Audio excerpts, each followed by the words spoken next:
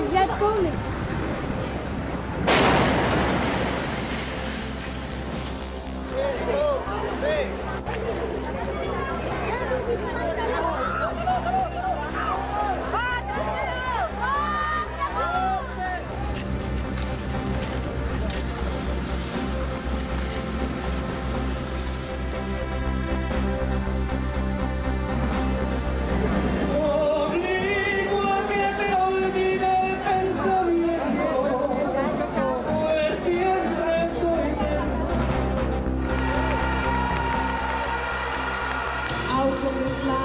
Walking, people, and a culture so rich and beautiful.